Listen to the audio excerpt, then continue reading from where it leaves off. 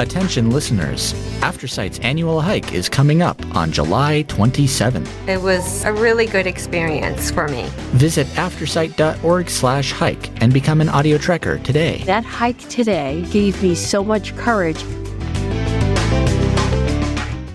You are listening to Aftersight. This recording is intended solely for individuals who are blind or have low vision. Thank you for joining us for the July 25th, 2024 Thursday reading of the Montrose and Delta News, as seen in the July 22nd, 2024 edition of the Montrose Mirror. Today we will be reading the following main articles. Plentiful Grasshoppers Feast on Local Crops by Caitlin Switzer. BOCC names Emily Sanchez Interim County Manager, written by Caitlin Switzer. Montrose County Fair and Rodeo gears up for 9 days of fun. And following up with miscellaneous articles. Let's begin. Plentiful Grasshoppers Feast on Local Crops by Caitlin Switzer, Colorado. As media outlets across Colorado report on the influx of grasshoppers around the state, more than one gardener here in Montrose has lost plants to the hungry hoppers. "They are eating all my raspberries," was a comment heard recently by this reporter. "They have just wreaked havoc. They have eaten every daylily. They appear to be hopping mad." For those impacted, the Colorado State University Extension Officer has information on most insects, and grasshoppers are no exception. Fact sheet number 5535, Grasshoppers in Field Crops, notes that grasshoppers follow a roughly 22-year cycle, with a last great outbreak in the late 1970s and early 1980s. Even in low numbers, the voracious bugs present challenges to gardeners as they often begin in weedy, outlying areas and move on to munch in greener pastures and feast on field crops. The CSU extension can even help you identify the type of grasshopper you are seeing. If needed, according to CSU Extension Fact Sheet number 5536, grasshopper control in gardens and small acreages. The primary species present in recent outbreaks reported in areas of the West Slope is the clear-winged grasshopper. At San Juan Gardens in Montrose, staff have seen more grasshoppers than usual and have also fielded a corresponding increase in the number of client questions about grasshoppers. In many cases, staff can recommend a triple action product to help reduce the damage to plants, San Juan Gardens staffer David told The Mirror. "A lot of our clients have said this is one of the worst years ever for grasshoppers," he said. BOCC names Emily Sanchez Interim County Manager by Caitlin Switzer, Montrose. The Montrose Board of County Commissioners, the BOCC, named Emily Sanchez as Interim County Manager during the regular BOCC meeting of Wednesday, July 17th. Sanchez previously served as Assistant County Manager and has filled other leadership roles during her years with Montrose County. All commissioners were present for the meeting, which was called to order by BOCC Chair Roger Rash.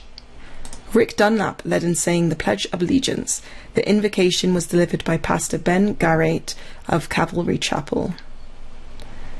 Garrett said, "My God, it is a privilege to come before you and ask for wisdom. Our commissioners, we pray that once again you would give them wisdom and that you continue to bless Montrose and this county." Public comment period. Scott Miares spoke. "In yesterday's work group, this board suggested that you would lower the qualification standards for the recently vacated county manager position and decided to be the sole selection committee for the new county manager, with no outside input. I am opposed to this process and strongly suggest that you maintain the interim county manager until the new county commissioners are installed. This would provide for more continuity in our government and a smoother transition of authority. The new board will be working with the newly appointed county manager that they will not have had the opportunity to interview or select. This could result in a replacement in the near term that would cost the taxpayers due to a generous severance package offered by an ongoing board of commissioners. Quote, "I respectfully request that you slow this process down and place your focus on transitioning to a new board of county commissioners elected by the people who will lead our county over the next 4 years," Miares said. "Appointing a new county manager on your way out the door is a disservice to the new board of county commissioners, and lowering the qualification standards for a position of this magnitude and importance as a matter of expediency is not what our county needs as it grows." Next to speak was Jay Jutton. Jutton asked that commissioners drive the frontage road along Highway 550 by the storage sheds across from the United gravel pit. Quote, "But make sure you have your four-wheel drive. If we could have it maintained a little bit because we need to keep farm equipment off 550 as much as possible. If I could get you guys to look at that and hopefully do something with it. The Dave Wood Road needs some work on it too. The Buckhorn Road is crazy right now." County Manager. Assistant County Manager Emily Sanchez had no changes to the meeting agenda. Consent agenda. Commissioners voted unanimously to approve consent agenda items, with resolution number 38-2024 assigned to item 2, resolution number 39-2024 assigned to item 17, and resolution number 41-2024 assigned to item 20. General business and administrative items. Commissioners voted unanimously to approve the Chair's signature on Change Order Number 1 in reference to the construction of the temporary traffic signal at US 50 and Airport Access Project. This includes non-federal items for all costs described in Change Order Number 1. The total cost is negative $22,023.06, changing the total cost of work described from $567,729.30 to $545,706.24. Also approved was the Chair's signature for geotechnical services with Kumar and Associates Incorporated in the amount of $57,894 for FFA Grant AIP 3-08-0043-064-2024 for geotechnical investigations services and quality acceptance services associated with the design of the access road at Montrose Regional Airport. This was a public request for proposal with 3 responses. Commissioners voted to approve resolution number 42-2024 to appoint Richard Nichols as the Montrose County Road and Bridge Supervisor and Emily Sanchez as the Montrose County Budget Officer, and voted unanimously to appoint Emily Sanchez as Interim County Manager. As presented by County Attorney Marty Whitmore, the BOCC voted unanimously to begin eviction proceedings of the tenants at 6216 5700 Road, Olathe, Colorado 81425, Ordinance number 2024-01, concerning permitting firearms to be carried on county properties, was approved unanimously. Planning and Development Consent Agenda. Commissioners approved 2 minor subdivisions on the Planning and Development Consent Agenda. Planning and Development General Business. Commissioners left regular session to open a hearing on the Verizon Wireless Special Use, SU 24-001, proposal to install a wireless telecom tower at parcel 3767362-02007. 67456 Sunnyside Road. The item has been continued from June 18th. Commissioners voted to reopen public comment. Planning on Development Director Talmadge Richmond gave an update addressing reasons the item has been continued. The meeting packet includes comments on the proposal. Richmond said the majority of the comments speak to property values in the area, and a petition in opposition to the tower is included in the packet as well. Applicant Herb Quintana was present to answer questions about the proposal. Mike Bussing of Cypress Homes commented, "Isn't it funny how they consult the aesthetics of where the tower's going, with that homeowner, the landowner, but they don't consider the homeowners around the area. This definitely affects the welfare of the people, property values, aesthetics. Bussing said he had a contract to build a house that was cancelled because of the proposed tower. It definitely affects the property values. It definitely affects me. This is going to fall right back onto our property. At least move the tower 150 feet. G. Goat spoke. He said that those who live near the tower will not be able to manage their property values. They will go down. He asked commissioners to deny the proposal. BOCC Chair Roger Rash closed public comment and asked about requiring a 150-foot setback. Commissioner Sue Hanson asked County Attorney Marty Whitmore to review the jurisdiction of local entities over cell phone towers. The commissioners must make their decisions within the bounds of both federal laws as well as the existing land use code, Whitmore said. Lobbyist groups at the federal level have usurped local authority, BOCC Vice Chair Roger Rash said. Quote, "These folks have basically taken away local authority. To me, I find that very bothersome." Commissioners voted to approve the Verizon Wireless Special Use SU 24-001 proposal to install a wireless telecom tower at parcel 376736202007 67456 Sunnyside Road with a minimum setback of 150 feet. The BOCC voted to approve the Culver View Minor Amended Plat AM 24-002 proposal to fix access problems at parcel 376509104001 at 112665880 Road. Executive session.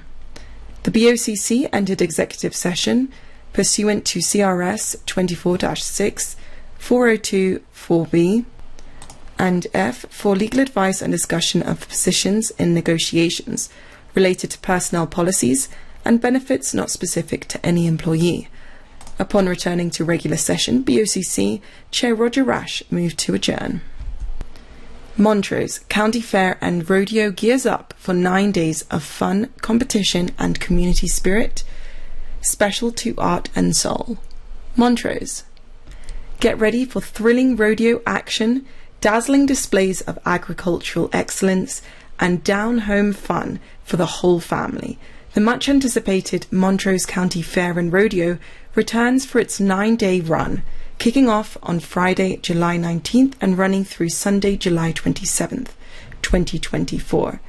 This year's fair promises to be bigger and better than ever, with exciting events planned for all ages, from showcasing the dedication of local farmers and ranchers to providing a platform for 4-H and FFA youth to display their talents. The Montrose County Fair and Rodeo is a cornerstone event celebrating the rich agricultural heritage of the region. Quote, "Fairs hold a special place in my heart," says Montrose County Commissioner Keith Caddy. Quote, "As a child, I remember spending countless hours at the fair, preparing my project for show and sale. I am proud to be the Commissioner representative on the Fair Board and grateful to the Fair Board for their hard work. This is going to be a great event." "We're excited to welcome everyone to this year's fair," says Chad Dunlap, President of the Montrose County Fair Board. "We have a fantastic lineup planned, with something for everyone to enjoy. We're especially grateful for the support of our dedicated sponsors, including Turner Automotive, Waste Management, Montrose Implement, Murdoch's, Vectra Bank, Right Around Roofing, Lightworks Fibre, and many others who make this event possible." The 2024 Montrose County Fair and Rodeo boasts a jam-packed schedule filled with family fun activities including thrilling rodeo action, witness heart-pounding rodeo competitions featuring everything from bull riding and barrel racing to steer wrestling and bronc riding. Community night, enjoy a night of special events and entertainment designed to foster a spirit of community. Livestock shows, watch future agricultural leaders showcase their animals in various competitions. 4-H and FFA exhibits get inspired by the creativity and dedication of local youth as they present their projects and displays. Delicious fair food, indulge in classic fair favourites like the VFW and Catwoman's Pavilion and discover new culinary delights from a wide variety of vendors. The Montrose County Fair and Rodeo promises 9 days of unforgettable fun, competition and a deep connection to the community's agricultural roots. For a complete schedule of the events and more information, please visit the Montrose County Fair and Rodeo website. City of Montrose considers lodging tax increase. Here's crime stats. Quote, "They are all jealous of Montrose because we are such a high-functioning city administration and council," said Montrose Mayor Pro Tem David Frank, recalling a recent CML Executive Board retreat. Written by Caitlin Switzer. Montrose. Montrose Mayor J. David Reed welcomed all to the City Council work session of July 15th, 2024 at 10 a.m. All councillors were present. The first agenda item was the introduction of new city employees. Introduction of new city employees. Joining city staff are police officers Jason Robillard and Tristan Hoftaling, Parks and Special Projects worker Ryan Powers, Street Division worker Dustin Wilk, and GIS analyst Justin Bollinger. Discussion items. The first discussion item of the day was the Cedar Creek Cemetery Bridge Replacement Contract Award, which would replace the bridge from the main portion of the cemetery to the Potter's Yard section. Background. A memo from City Engineer Scott Murphy to Council states that Council will consider the award of a construction contract to K&D Construction in the amount of $241,302.90 for replacement of the Cedar Creek Cemetery Bridge. While discussing the bridge replacement, Murphy said that a lot of people don't know that the cemetery has a bridge. There's the main portion of the cemetery, which is where most of the grave sites are, but we also own the north side of the cemetery, north of Cedar Creek. It's called Potter's Yard. The primary purpose of the bridge is to accommodate pedestrians, so it serves dual uses. Public Works Director Jim Scheid said a trail could be added in the future to parallel the creek. Councillor Judy Ann Files said, "I know it's important to get over to the pauper grave area, Potter's Field. I know there are people who go over there occasionally just to tour that. As it has in years past, Council considered the relocation of the city's private activity bonds." Background.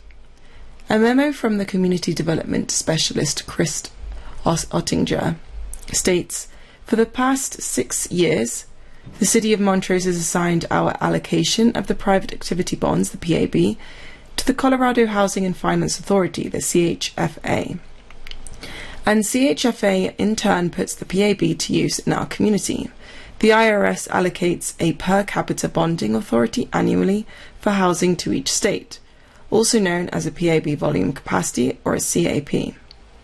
Colorado in turn allocates this authority to statewide authorities and local governments. In 2022, the allocation for the City of Montrose was $1,125,667. In 2023, the allocation was $1,245,218, an 11% increase. In 2024, the allocation is $1,325,266, a 6% increase. The City of Montrose has not desired to issue bonds directly, as there is a risk and administrative burden in doing so. Allocating the PAB directly to CHFA allows our community to benefit from the PAB allocation without the city directly issuing bonds.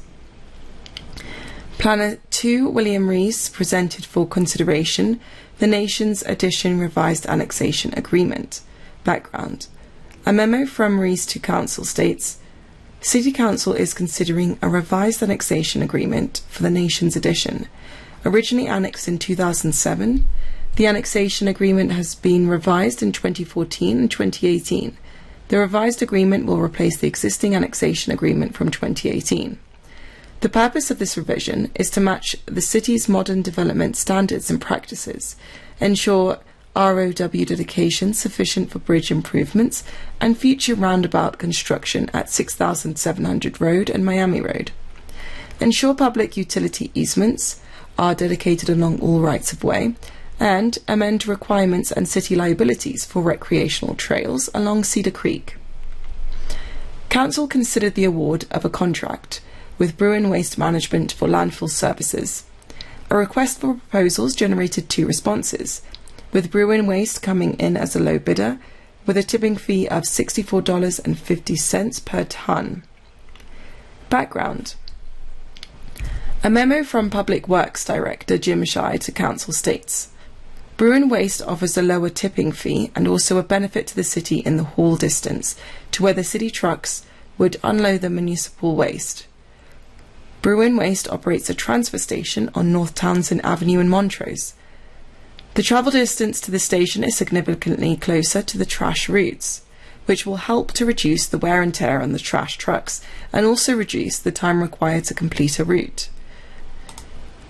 The Trash and Recycling Division budgeted $820,000 in disposal fees in 2024. Disposal fees include tipping fees for solid waste and for recyclable materials. The bid price of $64.50 per tonne for trash is within the estimated tipping fee rates that were anticipated when developing the 2024 and 2025 budgets. Staff reports. Councillors took time to discuss the scheduling of the annual City Council budget retreat. Police Chief Blaine Hall presented the second quarter and mid-year crime statistics. General Council discussion. Council considered a potential ballot question for a lodging tax increase. Finance Director Shani Wittenberg was present and shared lodging tax revenues from previous years. The current tax rate is 0.9%. Last year we collected just over $200,000 for hotel excise tax. Councillor Judy-Ann Fowles said that the lodging tax increase would help mitigate tourism impacts.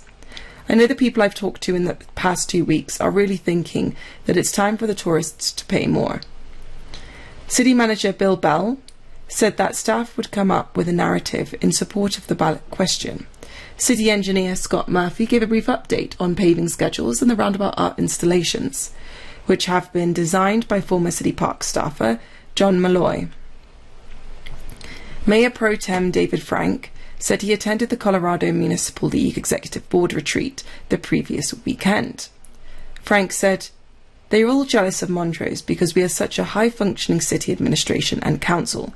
It made me very proud to be from Montrose. It was a really great trip." Councillor Files said that the Breeze Airlines is now flying into Montrose after pulling out of Grand Junction. The quilt that was chosen for the Mayor's award is available for display, Files said. Scheid gave an update on construction of the facade at the new City Hall. Quote, "We are able to reuse the facade on the west wall on the Cascade Avenue side." Following general discussion, Mayor J. David Reed adjourned the work session. Mayor responds to public council votes to add ballot question on lodging tax increase. By Caitlin Switzer. Montrose. Mayor J. David Reed was unmoved by public requests that the City of Montrose declared itself to be a non-sanctuary. At the regular meeting of Tuesday, July 16th, Reed reiterated that the city is already a non-sanctuary by default. In other business, Council voted to give notice to the Montrose County Clerk regarding the addition of a question on the November 5th, 2024 coordinated election ballot related to an increase to the hotel room tax rate. All councillors were present as the meeting began, with Mayor Reed welcoming all and saying the Pledge of Allegiance. Mayor Pro Tem David Frank had one change to the meeting agenda, with the addition of item 12 for a question on the November 5th, 2024 coordinated election ballot related to an increase to the hotel room tax rate. And that's all we have time for today. Thank you for listening to the Montrose and Delta News.